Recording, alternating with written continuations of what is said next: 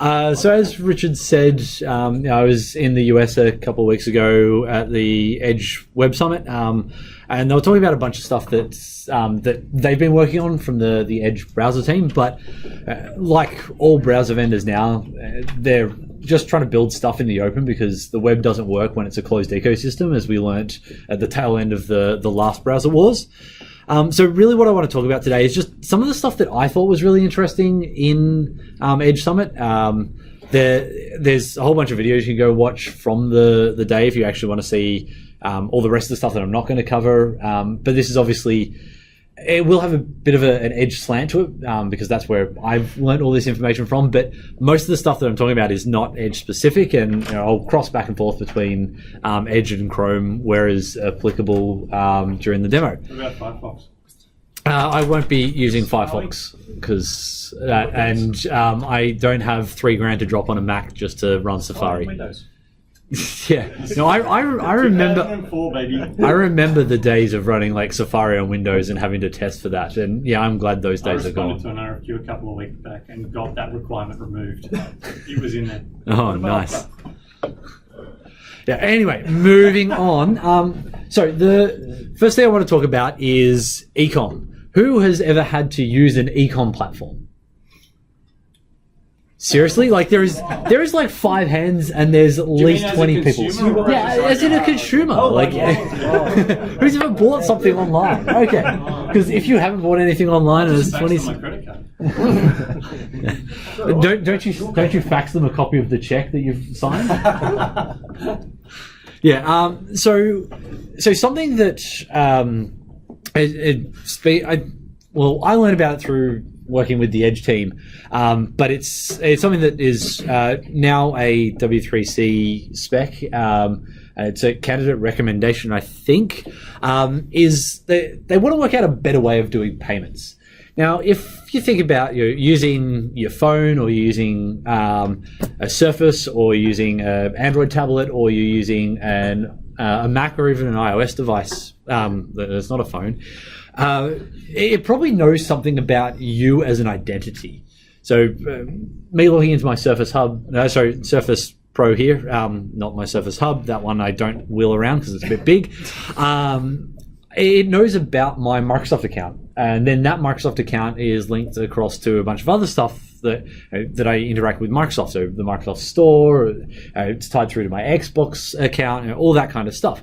So from an Xbox perspective, it knows about my credit card details because microtransactions. It knows about from the Microsoft Store, so I can buy apps, or I could buy the app on the Microsoft Store, and all that sort of thing. So it doesn't make a lot of sense when you think about how we do online payments. Every time I need to go somewhere, I need to type in my credit card details. Or if I'm going to somewhere that I might use frequently, like Amazon, I'm trusting that they are doing PCI compliance properly and securely storing my credit card details. And I've worked in the IT industry long enough to be pretty bloody skeptical of that. So there's a spec that has been written. It's called the Payment Request API. And it's in Chrome 61 Plus for desktop, Chrome 53 for Android, and it's in Edge 15 Plus. It's behind a flag in Firefox, and it's not in iOS or Safari, and I'll talk about that in a little bit. But this is some demos that I've written around the Payment Request API. They're available on my website. There's a big disclaimer that I am actually not capturing your credit card details. Trust me on that one. Payment API you're talking about? Yeah, so this is the Payment Request API. Web payments is another way you might know of it. So its official name is the Payment Request API. Where's it coming from? Where's it coming from? So this is built into the browsers. It's a W3C spec. So the way that it works is if I hit this button here, and I'll launch up a dialog, and I'll just zoom in for the people at the back. And this has loaded up Microsoft Wallet.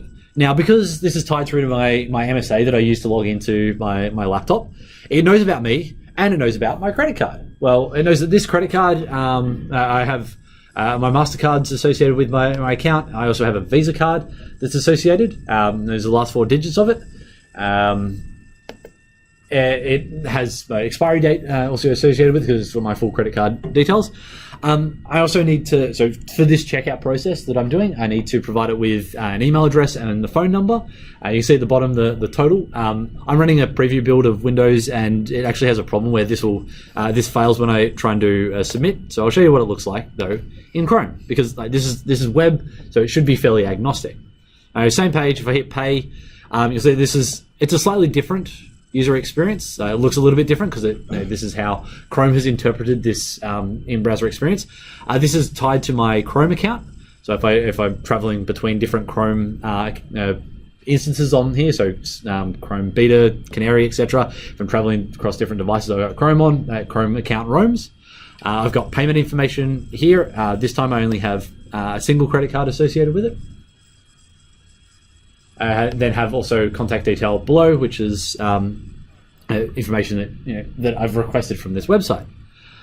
So let's just go and we'll choose that the MasterCard is what I'm going to pay with. I could alternatively add a new card. I'm not going to do that because I'm not going to type my credit card details in for everyone to see. Does anyone have some credit card details that they want me to test with? No? Okay. We'll choose 000 all the way through. We'll select a card, select the contact information I want to use. So if I had multiple phone numbers or multiple email addresses, I might have different options in here that I could use. Oops. And then we'll hit pay. I have to provide my CVC. This is not my CVC. It is just 3 numbers. And then I hit submit, and what I get is some information that I'm just dumping out on screen. I am sanitizing the credit card number rather than outputting it, but I also got the details like location, security code, who I am, and all that kind of stuff. Now, the code that ran this, just zoom that in a touch. I've just wired up a click handler to that button, and there's 3 bits of information I need to define. I need to define the supported payment methods that I can use on this website. I need to provide payment details. And finally, I need to provide any additional options that the payment request flow is going to ask for. So I'm defining that I have supported methods of a basic card, Visa, MasterCard, and Amex, and I'm supporting both credit. Font size more? Font size. Yeah. What happens when I right-click pop the inspector and say you owe me 0.1 cent? I'll get to what that payment details, how that works in a moment. Supported networks. So this is what, say, my downstream payment provider supports. So let's say that I was working with someone that doesn't support Amex. Then I'd remove Amex from that array. And if someone had an American Express card that they had associated with their account, they wouldn't be able to select that through my checkout process. They could see that it's there, but it just would not be selected, be disabled. Then we have payment details. Now the payment details are what appears in the dialog. So I'll just jump back over to this one. So you'll see down in the bottom corner here, I've got $42, and that's what's been defined in this payment details set here. And then the payment options, so I'm saying that I require the payee's name, email address, and phone number. The way that we then use this is we provide this to a new instance of payment request. We provide an array of all the supported payment methods. I'll show another demo of how we can have other payment methods used, the payment details, and the options for that. Because this is a modern browser API, it uses promises and everything's asynchronous. As soon as you launch that dialog, it's an asynchronous flow. You cannot interact with the page behind. I can't scroll it. I can't do anything with this page behind because I have a blocking dialog I have to interact with first. And that's the result of calling request.show. A payment request, show the dialog, and then that will either complete successfully or it will fail, depending on whether the user has completed your checkout process or they've cancelled out. Cancelled out is treated as a fail state and will result in the catch section of your promise. So if we come in as being successful, so someone has successfully submitted their payment details, I get information out of that, which is the information from the dialog. I will receive a details object, which contains the credit card information, the security code. If I requested for email address, phone number, etc., that will also be inside of that object. And then I have to do with that, zoom back out, I do with that object whatever I need to do with that object. At this point in time, all I've done is I've requested data from the user. I am not processing a payment yet. I am not storing that data anywhere. I am not validating that those credit card details are even correct, which is why I could just chuck in whatever 3 numbers I want to my CVC and then hit submit. Because as far as that dialogue is concerned, I've hit the validation requirements. The CVC is required and is 3 characters. Yeah. So now it's up to me to make an API call to my backend system to pass it off to whatever I need to do to store them as plain text in a SQL database that's on the production is on the internet as an SA password of password. Or in this case, I just dump it out as I just dump out the JSON object. And Mongo, that's secure. yeah, it was a Mongo database actually. Yeah. So you do get the full credit card number. Like that's why I'm doing the sanitization of the bunch of X's so that renders out to the screen, so you don't see my credit card details. But you do get that in the JavaScript object to work with. So that's the most basic way of using payment request. So let's just jump on to my next demo. Okay. So let's say that I was targeting something that wanted to work really well with an Android device and work well on a desktop experience. So if I'm on an Android device, I have Android Pay available to me. And that's only applicable though on an Android device. So I want a nice fallback for people that are not running Android devices.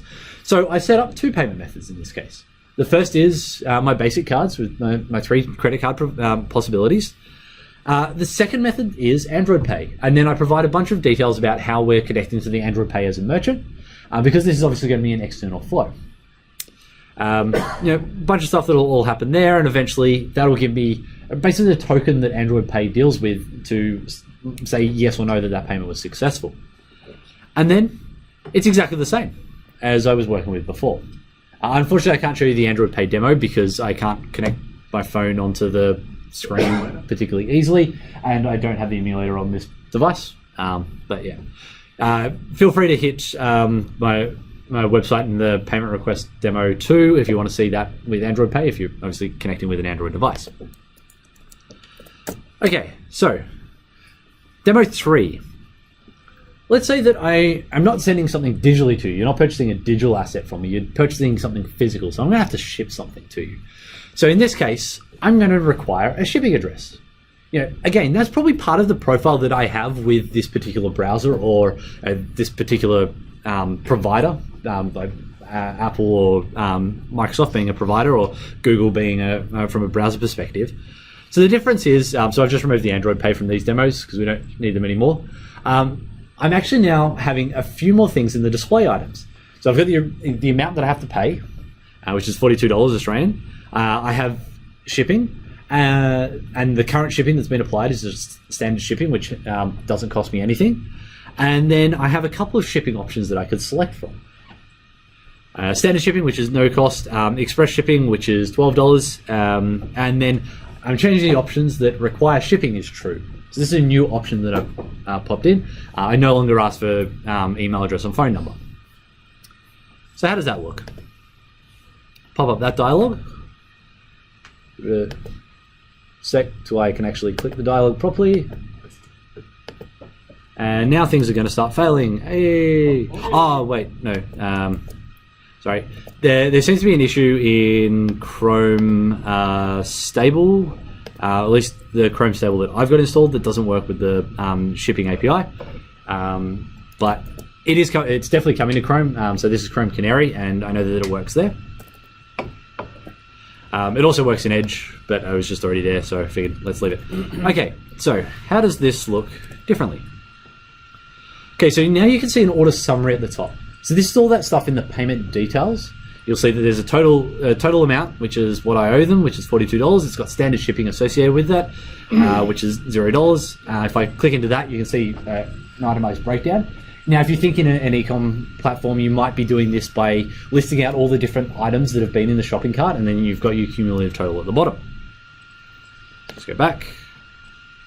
Okay, so delivery address. Now I want to select the delivery method. I want express shipping. So we hit that.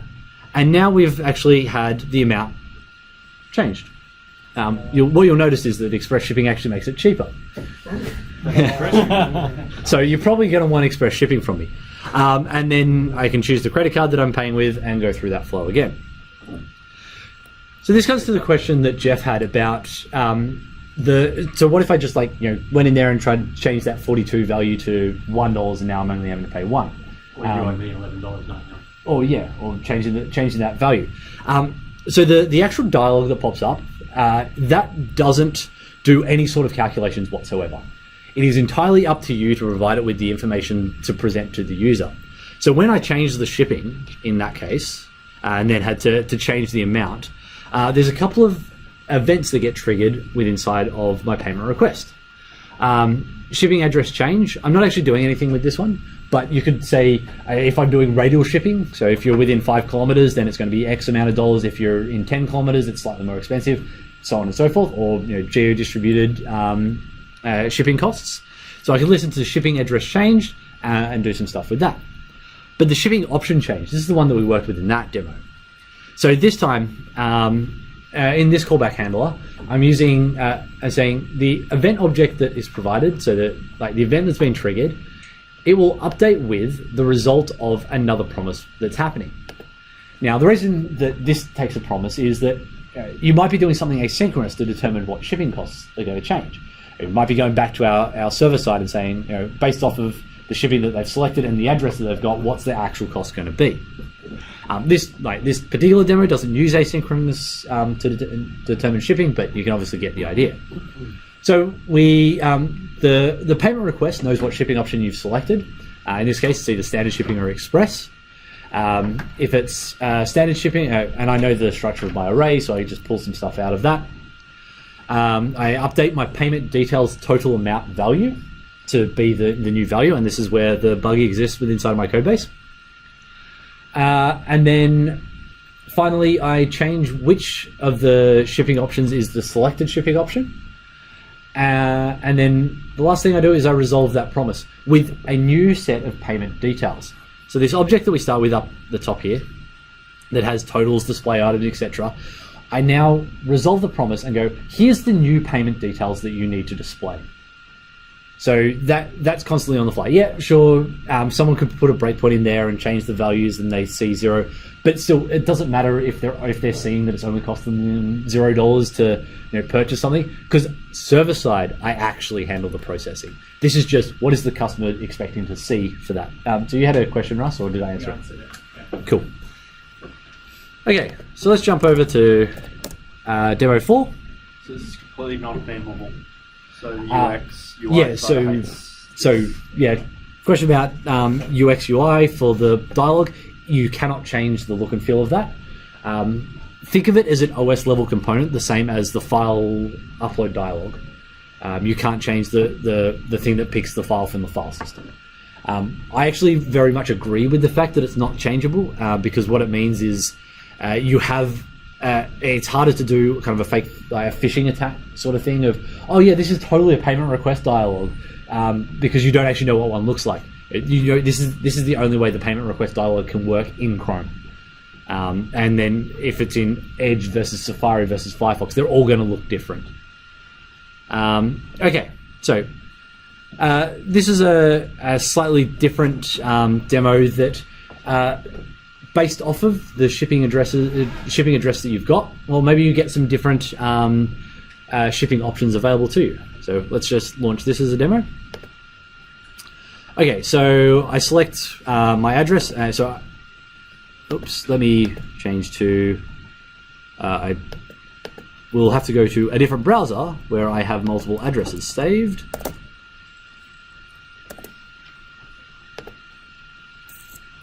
Okay, so,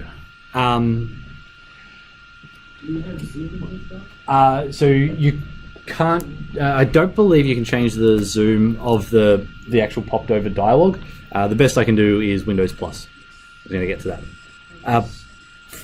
So some UX differences across browsers. Chrome will auto select an address for you, based off of what is, I think it's the last used address that you had. Edge will always force you to select an address. I prefer Edge's approach because it means that you're not accidentally going through click next until the dialogue goes away. You're kind of forced to actually engage with it and make sure that you select something.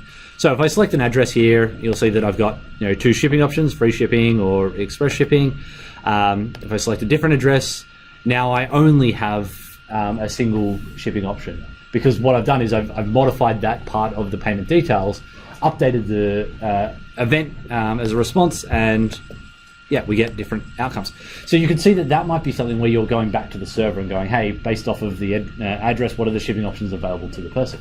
Yeah, question? If the request to the server takes 10 seconds, what happens to the UI? You end up with a spinner sits over the top of the UI, the same as when let's just close. Oh, sorry. Let me just close. Escape. Back close. So when you hit this, so you get a bit of a loading sitting over the top of that. It does a similar thing when you're going back to the server, or if you're doing something that takes a while from some kind of event callback. You still see all the other stuff underneath. And I actually have a demo of that here in demo number 5. So this one's just kind of illustrating what would happen if you are doing something asynchronous and having a delay to get your shipping options back. So we come here, select an address. So at this point in time, I don't have any available shipping options because I haven't. I don't know what your address is, so I don't know what options are available to you. If I select an address now, so this is the experience you get, a bit of a loader sitting over the top. Can you add an OLE under the dialog? No, you cannot change anything about this dialog. It is completely out of your control. This is something that is an OS level component. Like I said, like the file upload dialog, you have no ability to interact with it. Once you press Control Delete, does it show as a Chrome process, or is it From a task manager point of view? I don't think it's a separate process at all. You can go inspect that one yourself.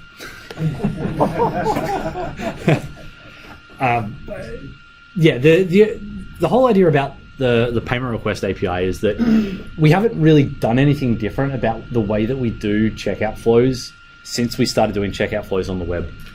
We're now starting to know a lot more about people and when they're working within a browser. So why not leverage some of that information? Why ask someone to constantly put in their credit card details when we probably already know that because they're associated with a store? So like I said, this obviously works in Edge. It works for the most part with inside of Chrome. It is behind a flag in Firefox, but I've been unsuccessful so far in getting it wired up. I'll get to question in a moment, Jason, and I'll get to your question after that. I just wanted to talk about Apple and Safari and iOS Safari. So if you have an iOS device, you're probably familiar with Apple Pay, or if you've been watching the stuff that's happened over the last kind of 12 months with iOS, Apple released Apple Pay, which is this very similar to this as a concept with inside of iOS Safari and Safari for Mac. The only problem is that that's a proprietary standard that Apple has embedded inside of their browser. There is a polyfill that allows you to use Apple Pay with the payment request API so that you can shim it in. Also, Apple is involved with the spec now. They weren't up until the point that they released Apple Pay, but after they did that, they came to the standards body and providing the feedback, what they've learned from doing their implementation of solving specifically their use cases, and then working out how it all kind of aligns together so that there is one single way that you do payments online. So, to you, Jason. So far, it seems like it is 100% of UI play, as you could use in the file upload dialog. Are they doing anything to encourage reporting of the data? Like, do they prevent extensions from having access to it? Are they even utilizing security type concepts? So, question for the recording is there any considerations around doing good security or being secure with the data that's coming in? The short answer is all they're doing is making sure that it is it requires a secure browsing mode, so it has to be HTTPS, or local dev experience will work on local hosts. You get some weird nuances if you're running it off a direct file, but so you have to be HTTPS for this API to even be available with inside of the browser. The only time that the data is theoretically available is with inside of the promised callback handler. Now, that doesn't mean that you can't put a breakpoint in there and you can't inspect the details and stuff like that, but unless you've left your computer unlocked in a space where a malicious actor could come in and inspect that, it's going to be a little bit challenging. Also, because it requires the CVC, you like the debugging experience is sort of hard. Like with Edge, if I have the payment dialog open and I hit F, I can't actually get the DevTools to come up while this is open. Chrome, you can open the DevTools while this dialog's over. This is fully modal inside of Edge, and I'm not sure what the Firefox experience is. So if the DevTools were open though and you had a watch? If the DevTools are open, you cannot interact with them. If you had set a breakpoint previously, when the dialog is dismissed, it will hit that breakpoint, but you can't like retroactively intercept with it. The other thing that with Edge is it also requires your device PIN to complete the payment process. Chrome doesn't because they don't have that level of OS integration, but obviously the advantage of building the browser that is in the OS, they can do that level of OS integration. So if you run like Windows Hello or like some form of biometrics, or you've got a PIN on your device or just straight password, it'll prompt for one of those. So that's probably the best that they've got from a security standpoint. If you then just want to console.log the data, then that's entirely up to you, and you're a bad developer. But you can't stop people from you can't stop them from doing that in a standard form. You had a question, or did I answer it? There are some e-commerce websites that have really complex dialogues of shipping, payment, and payment methods, and all sorts of stuff, and they kind of play together. A lot of checkboxes and drop boxes for different occasions and stuff. How would I do that? Summarize the question. What if you've got other fields that you need information for? So the payment request API is only focused so far on being able to prompt you for name, phone, email, shipping details, and credit card, or another payment mechanism. It does, like if you needed age or gender or anything like that, you cannot do it from that dialog at this point in time. They are looking to work out how best to enable that sort of stuff in there, but then you've got other considerations of how that works. So it could be something that you have like in a multi-stage checkout flow that you do a feature detection. Is payment request available? If so, show the dialog. Otherwise, show a form, and that's just in the rest of your form. I've been given a kind of about 10 minutes to go, so I want to cover some other stuff, but I'll get to your question afterwards. Can I just ask really quickly, are there any particular preventions around cross-site scripting attacks, or is able to successfully execute XSS? Would I be able to multi-patch the formats, or in order to get those details? XSS stuff, honestly, I don't know. Okay. I would expect that they have thought about this because it's something they've been working on for a couple of years, and that kind of stuff is something that they would want to make sure that is as well locked down as possible. Okay, so if you're building e-com platforms, highly recommend looking into this. Or if you're building anything that you require capturing credit card details, I highly recommend looking at this. It's really easy to not polyfill, really easy to feature detect and fall back to something that we've been doing for a long time. So some other stuff that was interesting. Microsoft is they're really getting on board of this open source stuff at the moment, as we've probably all seen. So one thing that they released recently is a tool called Sonar Whale, or Sonar Wall, like narwhal, but so yeah. The idea behind this is it's a linting tool for web pages. So we use linting for our JavaScript, our CSS, and whatnot, but we don't really take into consideration how are we following best practices in what we're serving out to users or anything like that, and that's where Sonar comes in. So I've already got it installed. It's a Node module that you can install, and you would run it by doing a Sonar init, which will create you a file that sits on disk that has a bunch of properties that you can turn on and off, and we'll see what that looks like in a moment. I just want to run the demo, and we'll just go against my website. Okay, so let's run. So if we run Sonar, we provide a URL of a page that I want to run Sonar against, what it's going to do is it's got a bunch of linting rules built into it around things like what HTTP headers am I serving down? Am I serving down the correct content types in my responses? If I'm targeting the serving an XUA compat header to say IE of Edge, so that we're running at the latest version of the rendering engine.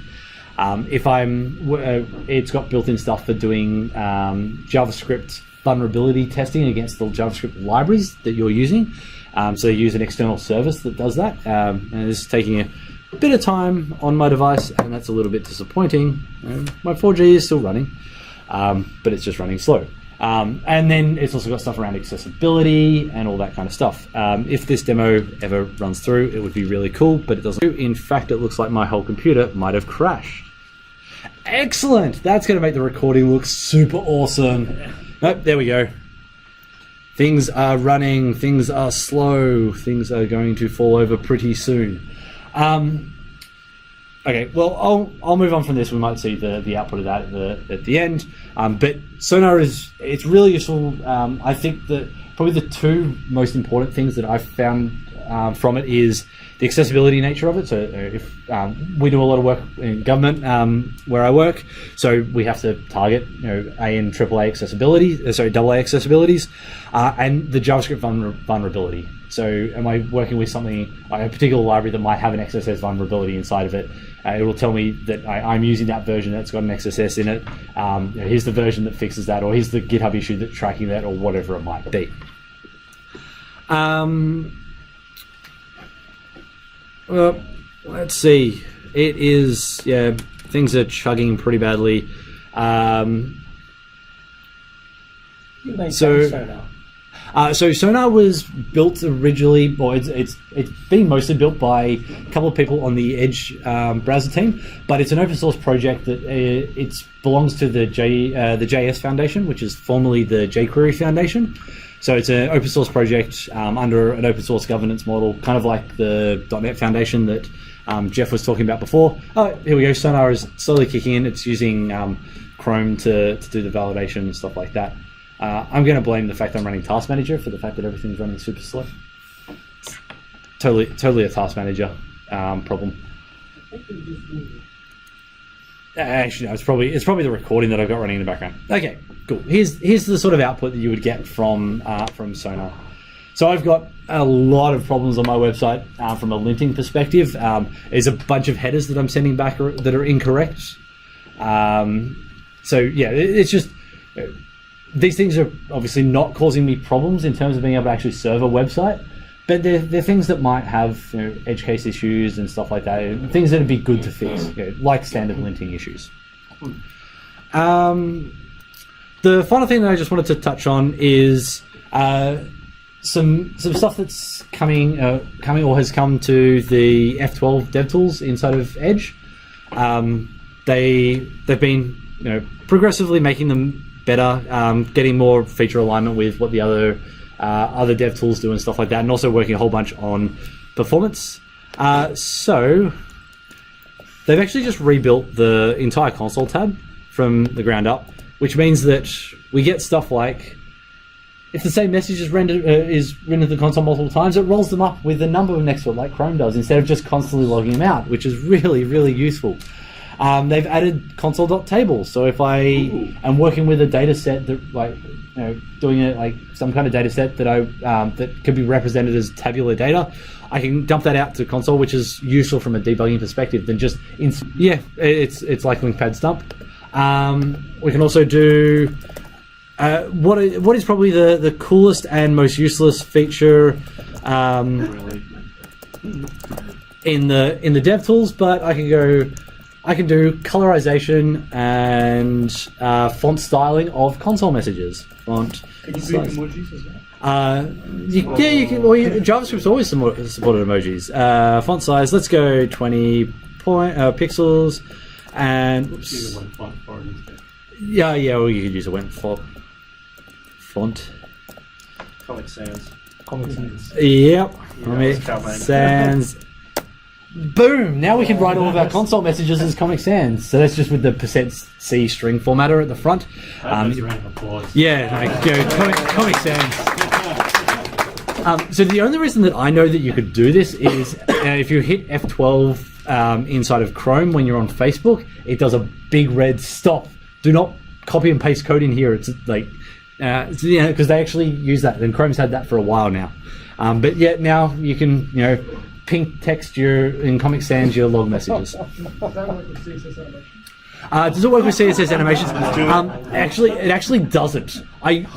Honestly, I tried. I really tried. I tried to make blinking text in my console, and I could not make it because the problem is that you can't generate the animation frame. The animation. So all you can do is generate something that is essentially set to a style attribute of the log message, and because you can't inject a keyframe animation from scratch into that property, there's no way to do it. So yeah, unfortunately, no, you can't do that.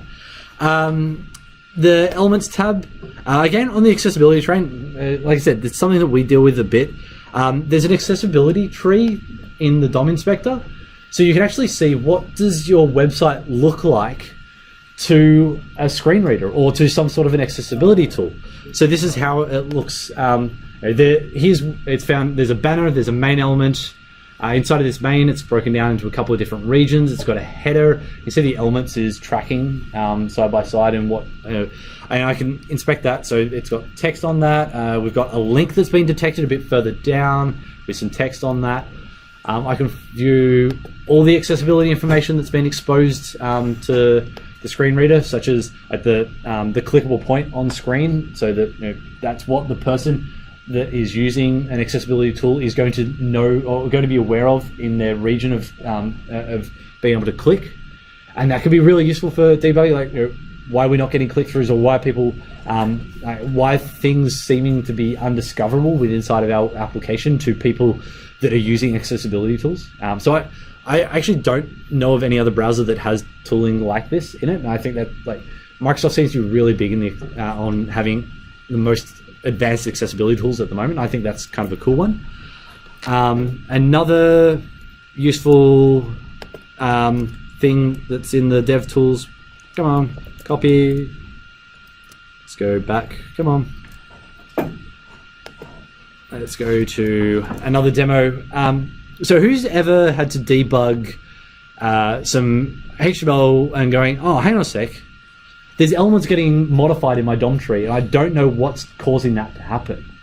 If you worked with any sort of UI framework, there's a good chance that you've gone, oh, crap, an element's vanished or an element's been added. What's been the cause of that?